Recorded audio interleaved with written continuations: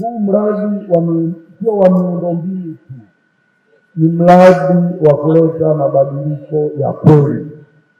Nataka niseme, hatupanui tu mkondo wa mto, tunajenga msingi wa mustakabali bora wa kubadilisha eneo ambalo ni hatarishi kwa sasa na kuwa sehemu muhimu kwa uchumi wa mazingira ya Dar es Salaam.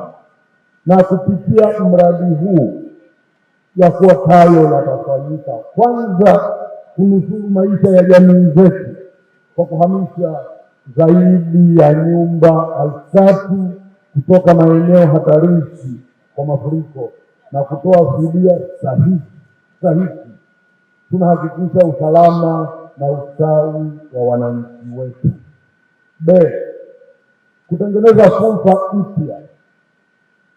Kwenye eneo hili tutapata hekta 57 za ardhi salama iliyotengenezwa na utatoa maeneo mapya kwa ajili ya makazi, biashara na vivyo hivyo kuchochea ukuaji wa uchumi kwa kutengeneza ajira. Na kuboresha miundombinu yetu. Ujenzi wa daraja jipya la Jangwani lenye urefu wa mita 390 na karakana mpya ya mabasi ya mwendokasi eneo la Ubungo Maziwa kutaboresha kwa kiasi kikubwa usafiri na mwingiliano ndani ya jiji. Kama alivyoimba kaka yangu Mrisho Mpoto, alitupa historia kama tuliisikia kwamba mradi huu ulianza kufikiriwa mwaka 2018 yalipotokea mafuriko makubwa na maafa makubwa kwenye bonde la Msimbazi. Hapa Mheshimiwa Rais Daktari Samia Suluhu Hassan, wakati huo akiwa makamu wa rais, aliamua kuitisha kikao cha wizara zinazohusika pamoja na watendaji wa serikali kujadiliana namna ya kutokomeza kabisa maafa ama mafuriko ambayo yanatokea pale Msimbazi.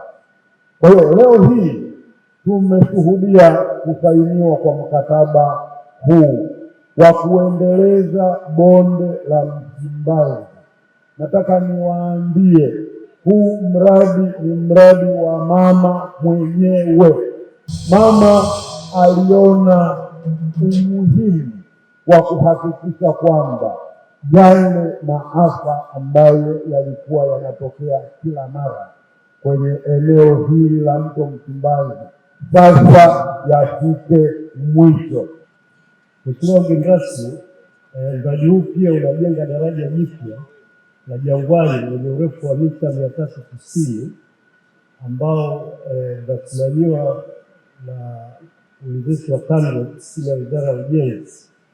Vilevile mradi unatarajiwa kuboresha maeneo korofi katika eneo la bonde pamoja na kuratibu shughuli za kibinadamu ili kudhibiti mmomonyoko wa udongo unaotuama eneo la chini na kusababisha mafuriko. Mradi ulianza rasmi mwezi Februari 2023 kwa maana effectiveness na unatekelezwa kwa muda wa miaka 6. Kwa mwanafamilia bora wa Global TV, usisahau kusubscribe, like, kushare na kucomment. Baada ya kusubscribe, bonyeza alama ya kengele ili kupata taarifa kwa kila video inayopanda Global TV Online.